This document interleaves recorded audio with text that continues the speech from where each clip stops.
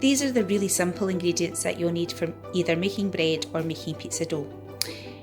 First of all, you'll need 00 flour or strong white flour. Both of these can contain a higher level of gluten, which is required when making bread or pizza. Then you need about a tablespoon of olive oil, a packet of dried yeast, and you can pick these up quite easily in the supermarkets, and a teaspoon of sugar and a teaspoon of salt. And to this we'll also require to add about 300 millilitres of tepid water. That is water that sits around body temperature, so that the way I normally taste it is by dipping my finger into the water, and if you don't sense any change in temperature, then that's about right. So let's start off with about 450 grams of our flour. To this we're going to add a packet of dried yeast and just give that a quick stir. Next we're going to add a teaspoon of sugar,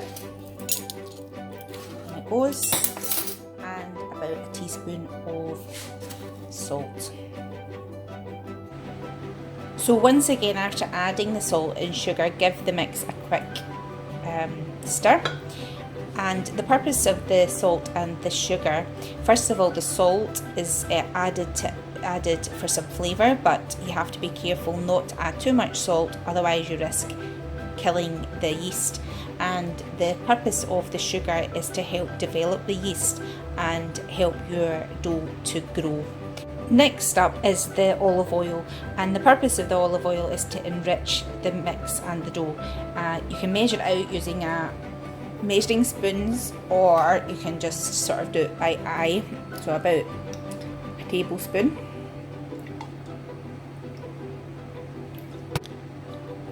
And again, just give that a quick mix. The next stage is where you're going to see your flour mixture transform by adding the tepid water. You can do this gradually. You'll really see the dough mixture transform, and you should end up with something like this. When it's reached this stage and isn't too sticky, we can then turn it out onto the work surface. So I've turned the dough out onto the work surface and just added a little extra flour to the top, and I'm going to start kneading. This is the really fun part, and normally takes about 10 minutes of kneading the bread like this. So you're just turning and stretching the dough all of the time. If it gets too sticky, you can add a wee bit extra flour, but you don't want to add too much flour either. Doing this helps develop the gluten in the bread.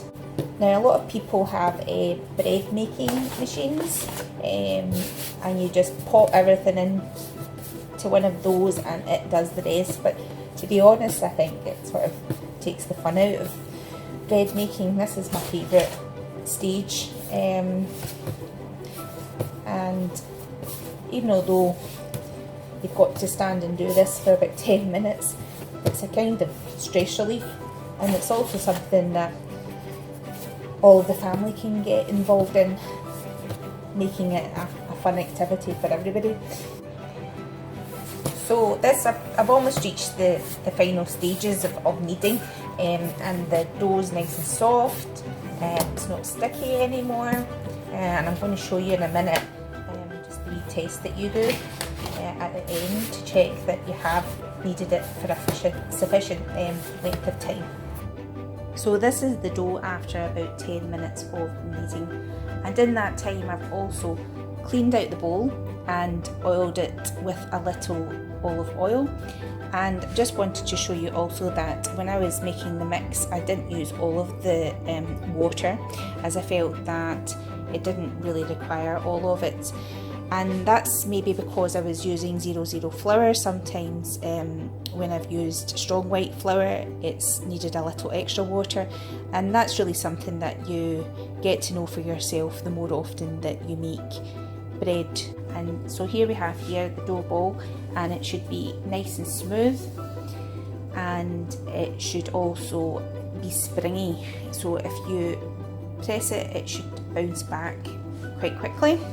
And another thing that I always do is cut a cross in the top, and if you look closely you can see some air pockets, some bubbles already starting to form in the dough, which is a good sign. The last thing to do at this stage is pop the dough ball into your oiled mixing bowl and cover it either with some cling film, or you can use a clean tea towel, and we're going to place it in a warm place in your kitchen, either beside a warm oven or beside a warm radiator, and we're going to leave it for about 45 minutes, and in that time the dough will grow or prove, which is the technical term.